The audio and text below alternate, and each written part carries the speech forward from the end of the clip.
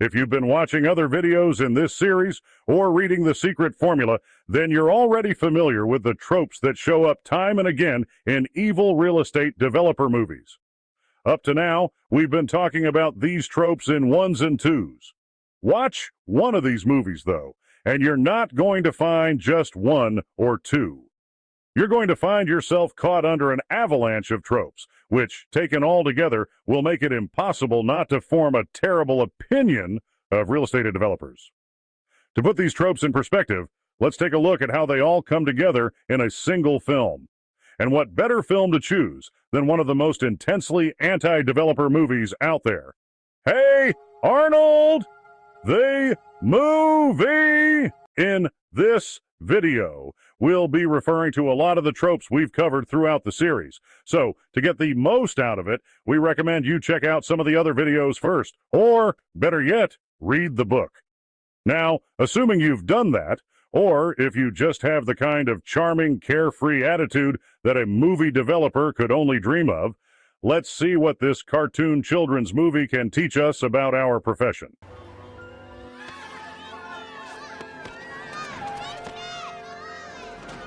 It might seem strange at first that this spin-off of the popular 90s TV series would have such intense anti-developer sentiment, until you consider the premise of the show, which follows the adventures of the offbeat residents of a quaint, nostalgic, working-class neighborhood.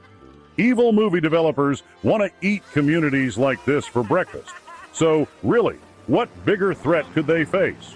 And the threat becomes clear in the first moments of the film, as demolition crews enthusiastically tear apart the fabric of the neighborhood, apparently to the surprise of the people who live there.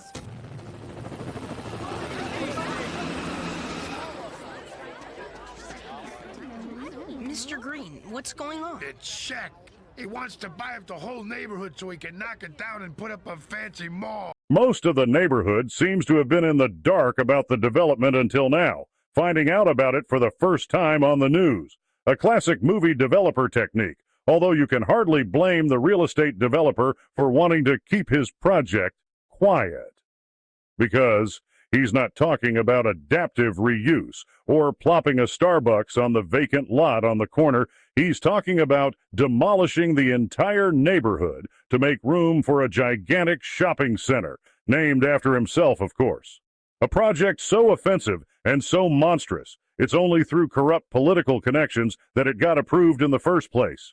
This has been going on for months. The city council recommended against it, but the mayor's letting them do it anyway.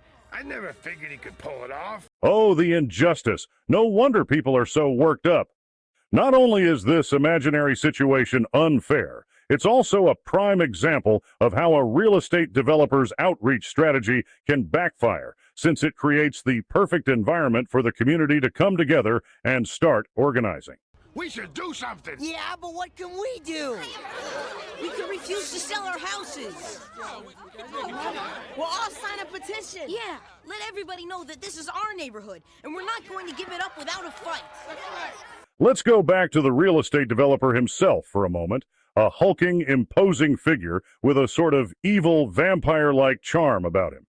But while he might be able to turn on the charisma for the cameras, underneath that suave exterior is a ruthless operator willing to do anything, even threaten children, to get his way. Building community support? Ha!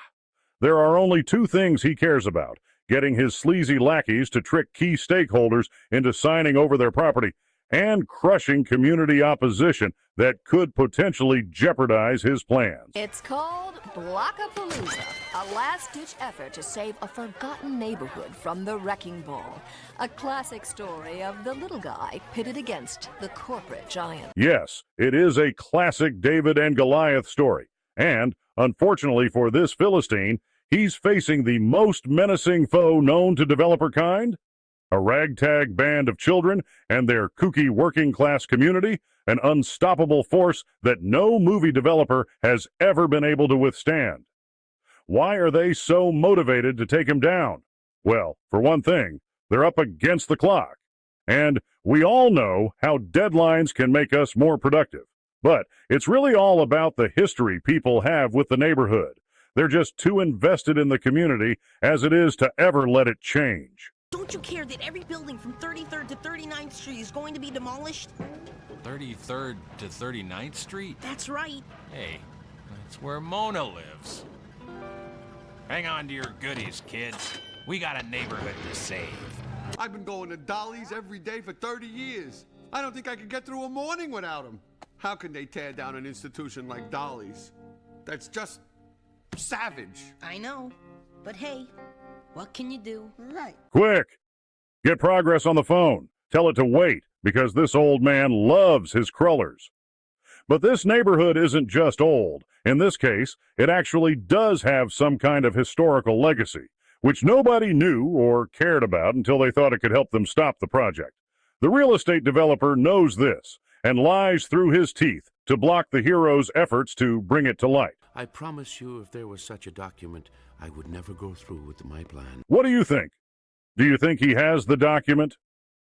Watch the movie, and you won't have to wait long before finding out that, yes, he does in fact have the document, which he openly admits to our heroes when he takes the time out of his busy day to explain his entire strategy and his motive, a deep personal vendetta against the community, a family grudge going back more than 200 years. Unfortunately, it's that personal connection that clouds his judgment and leads him to make increasingly erratic, even criminal decisions as the movie goes on. Blow it. Just so we're being straight here, boss. This is pretty serious. Serious? Yeah, you know, as in 15 to life. Just do it, you incompetent moron. Yikes. In this case, it really is his way or the highway. But that cruelty is his downfall. It drives away the few allies he had at the worst possible time. He's got no goodwill left, and when his secret confession becomes public, there's no one left to help him, and no one to blame but himself. After that, there's only one key trope missing. If it wasn't for that meddling football head, the kid with the weird stack of hair, and that brat with the one eyebrow. How heartwarming. Shouldn't every children's tale end with seeing your enemies imprisoned? So, all told, what has this film taught us? That real estate developers are conniving, deceptive villains who want to destroy entire neighborhoods for their own deeply personal, deeply corrupt reasons.